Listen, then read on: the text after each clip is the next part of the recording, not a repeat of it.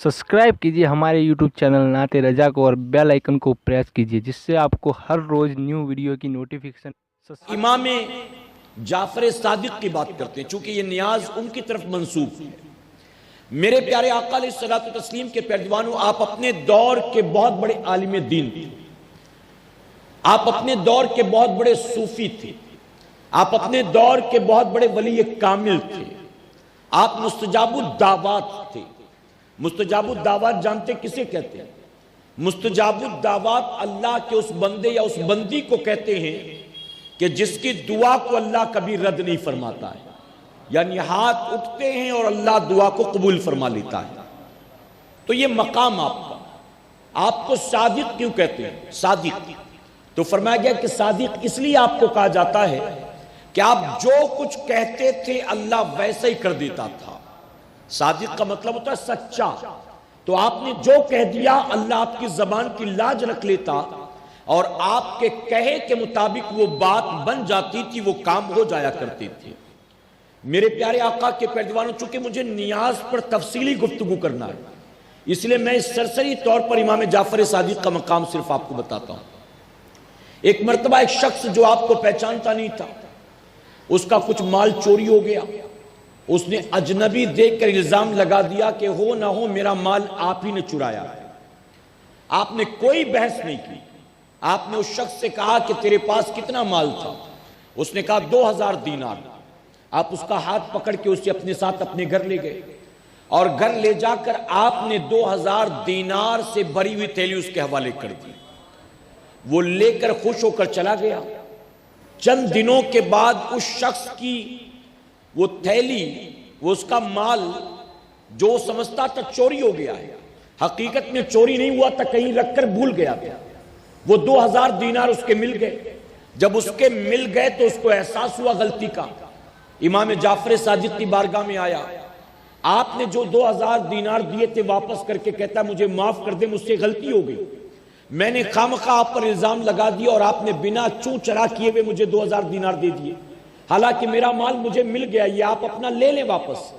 तो इमाम जाफर सादिक मुस्कुरा कर फरमाते हैं कि तू इसे भी अपनी तरफ, ऐसे भी अपने पास रख ले। जो तुझे मिल गया वो तेरा अपना था और जो मैंने दिया ये मेरी तरफ से तोहफा है।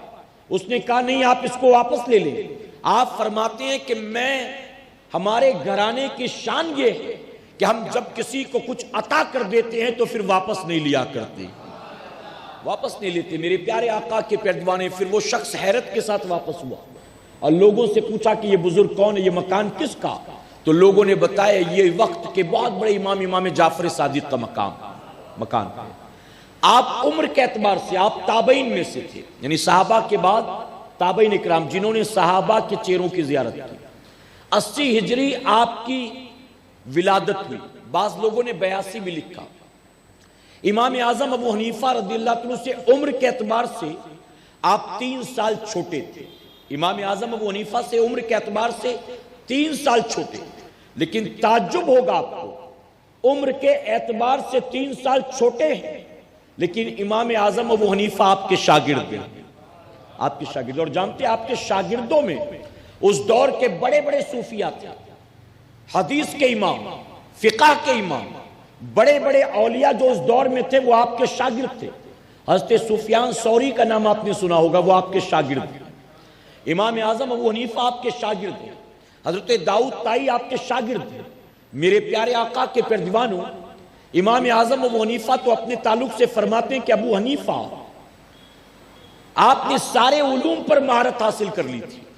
मदीना शरीफ में इमाम जाफर सादिक से मुलाकात हुई तो इमाम जाफर सादिक ने इमाम आजम अबू हनीफा से कहा कि तुम्हारा इनाम नौमान बिन साबित है? आपने फरमाया हाँ। कुछ लोगों ने इमाम जाफर सादिक के कान भरे थे इमाम आजम अबू हनीफा के खिलाफ, यानी जैसे आज अइम्मे अरबा के मुखालिफिन मौजूद है, औलिया इकराम के दुश्मन मौजूद हैं, ऐसे उस दौर में भी मामला था। ऐसा नहीं था कि हर जमाने में नेकों के सिर्फ चाहने वाले, नहीं, बल्कि जहां चाहने वाले होते थे वहीं दुश्मन भी बेशुमार होते थे। तो बहुत से लोगों ने इमाम आजम अबू हनीफा के खिलाफ कान भरे थे इमाम जाफर सादिक के। इमाम जाफर सादिक ने उनको बुलाया, मुलाकात की और कहा तुम्हारा इनाम नौमान बिन साबित है।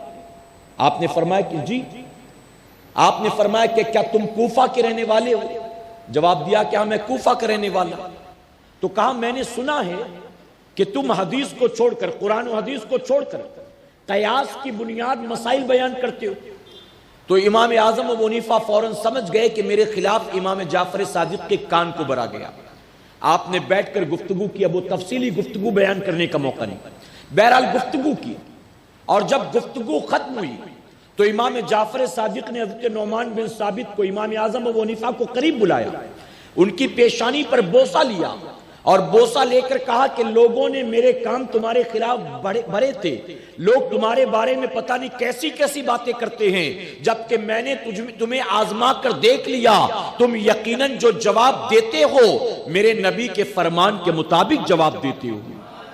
یعنی تمہارا کوئی جواب صرف قیاس پر مبنی نہیں ہوتا، قرآن و حدیث کی روشنی میں تم جواب دیتے ہو. کہا کہ جاؤ میں تمہیں اجازت دیتا ہوں فتوی دینے کی. اجازت ہے. امام اعظم ابو حنیفہ نے کہا کہ مجھے اپنے شاگردوں میں قبول فرما لیں، مجھے اپنے شاگردوں میں قبول کر لیں. امام جعفر صادق نے قبول کیا. 2 سال ان کی خدمت میں رہے، اور جانتے 2 سال میں کیا کچھ سیکھا ہوگا. یہ سکھانے والا جانے اور سیکھنے والا جانے. کیا کچھ سیکھا ہوگا. فقہ کے بہت بڑے امام اور امام جعفر صادق کے شاگرد، کیا سکھایا ہوگا، کیا سیکھا ہوگا، یہ اللہ بہتر جانتا ہے. لیکن اتنا ضرور بتانا ضروری سمجھتا ہوں کہ امام اعظم ابو حنیفہ خود فرماتے ہیں کہ ابو حنیفہ ہلاک ہو جاتا اگر وہ 2 سال امام جعفر صادق کی صحبت میں نہ گزار لیتا. ہلاک ہو جاتا. ایک مرتبہ کسی نے آپ سے پوچھا آپ کی عمر کتنی ہے؟ جانتے یہ سوال کب کیا گیا؟ جب بعض روایتوں میں آتا ہے آپ کی عمر 68 سال کی تھی، 68 ایئرز. داڑھی کے بال بھی سارے سفید، سر کے بال بھی سارے سفید. کسی نے سوال کیا آپ کی عمر کتنی؟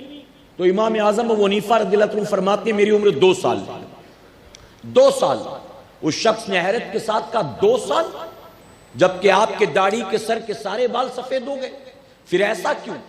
تو آپ فرماتے ہیں کہ میں نے اپنی زندگی کے 2 سال امام جعفر صادق رضی اللہ عنہ کی خدمت میں گزاری، اور میں اپنی اصل زندگی صرف اسی 2 سال کو سمجھتا ہوں. 2 سال. پتا چلا اولیاء کی صحبت میں، اولیاء کے قدموں میں، نیکوں کی سنگت میں، علماء کی صحبت میں جو وقت گزر جائے زندگی اصل وہی ہوا کرتی ہے، اور باقی تو ساری کی ساری ضائع اور برباد ہو جاتی ہے. اب ذرا سوچے ہمارا امام جن کی شاگردی اور جن کی صحبت پر فخر کرتا ہے، جن کی صحبت پر فخر کرتا ہے، میرے پیارے آقا کے پیروانوں اللہ نے اسے کتنا بلند مقام عطا فرمایا ہوگا. یہ امام جعفر صادق کی شان ہے. میرے پیارے آقا کے پیروانوں اگر کرامات بتائی جائے تو 2 4 نہیں بے شمار کرامات ہیں آپ کی. ایک مشہور کرامت جو آپ کئی بار پہلے بھی سن چکے ہیں، امام جعفر صادق کا تذکرہ ہو اور یہ نہ بیان کیا جائے تو آپ کا ذکر ادھورا. اسی لیے یہ بھی میں آپ کو بتا دیتا ہوں. آپ کے زمانے میں جو اس وقت کا خلیفہ تھا، منصور اس کا نام تھا، خلیفہ منصور. خلیفہ منصور یہ چاہتا تھا کہ تمام علماء جتنے بھی لوگ ہیں، مشائخ، فقہاء کرام، وہ آئیں اور میرے دربار میں صبح شام مجھے سلامی پیش کیا کریں. وہ چاہتا تھا کہ لوگ آئیں، آگے پیچھے گھما کریں اور پھر میں ان کی خدمت کیا کروں. یہ اس کو اچھا لگتا تھا. لوگ آتے بھی تھے، لیکن امام جعفر صادق رضی اللہ عنہ کبھی اس کے دربار میں نہیں گئے. اس نے کئی بار دعوت دی پھر بھی آپ نہیں گئے. ایک مرتبہ وہ چڑ گیا اور اس کو یہ محسوس ہوا کہ یہ میری بے عزتی ہے کہ خلیفہ وقت بار بار دعوت دے اور دعوت دینے پر بھی امام جعفر صادق میرے دربار میں نہ آئے. وزیر کو بلایا اور منصوبہ کیا کہ کل میں امام جعفر صادق کو دربار میں بلاؤں گا، اگر وہ آ گئے تو غنیمت، اور نہیں آئے تو ان کو فوراً قتل کر دیا جائے.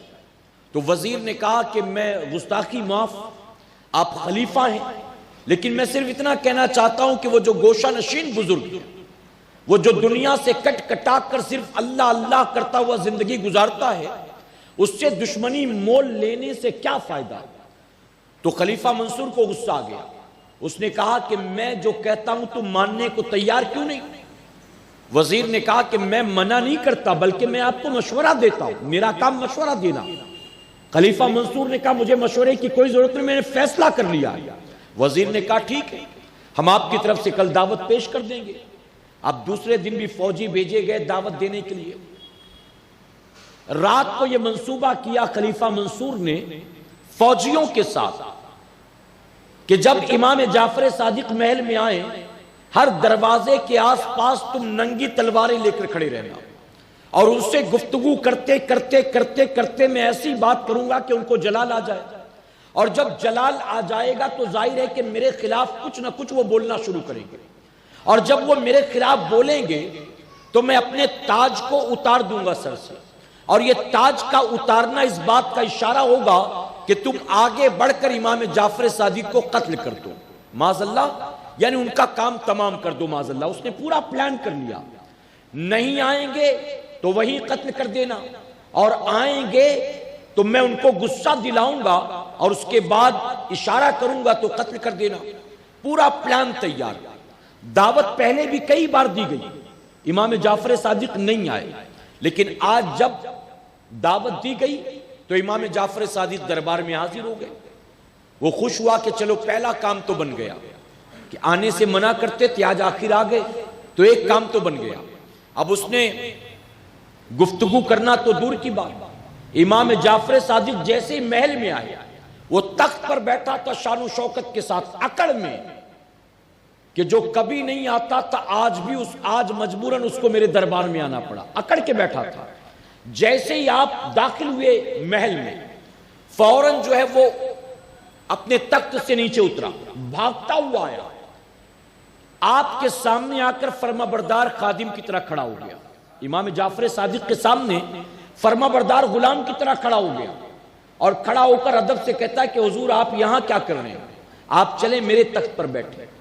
امام جعفر صادق کو اپنے ساتھ لے گیا، تخت پر بیٹھایا، اس کے بعد ادب سے آپ کے سامنے کھڑا ہوا، اور کھڑا ہو کر کہتا ہے کہ کبھی مجھے آپ اپنی خدمت کا موقع دیں، آپ کبھی خدمت کا موقع نہیں دیتے، کبھی مجھے خدمت کا موقع دیں۔ گفتگو کرنے لگا، اور دربار میں جو ننگی تلواریں لے کر اشارے کے انتظار میں تھے سب حیران کہ کہاں تو قتل کا منصوبہ تھا اور کہاں اتنی محبتیں۔ آخرکار فرمایا گیا امام جعفر صادق جب واپس چلے گئے تو جانے کے بعد لوگوں نے پوچھا کہ تو نے تو قتل کے منصوبے کیے تھے، پھر ان کے سامنے تیری گگی بن گئی، کیا بات تھی؟ آخر کیا بات تھی کہ تیرے پسینے چھوٹ رہے تھے، تو کانپ رہا تھا، وجہ کیا؟ تو کہتا ہے کہ جب وہ محل میں آئے تو اکیلے نہیں آئے، ان کے آگے آگے ایک اژدہا چل رہا تھا، ایک بڑا سا اژدہا تھا، اور جب محل میں وہ داخل ہوئے تو اژدہے نے اوپر کا جبڑا میری کرسی پر لگایا، نیچے کا جبڑا میرے تخت پر لگایا، اور اپنی زبان سے اس نے کہا اے منصور، اگر تو نے اللہ کے ولی کی شان میں ذرا بھی گستاخی کی تو میں اپنے جبڑوں کو ملا دوں گا اور تو ہمیشہ کے لیے میرے جبڑوں کے درمیان پس کر رہ جائے گا۔ کہتا ہے جب میں نے سنا تو مجھے فوراً سمجھ میں آ گیا کہ ان سے دشمنی مول لینا صرف آخرت برباد نہیں کرنا، اپنی دنیا بھی تباہ برباد کرنا ہے۔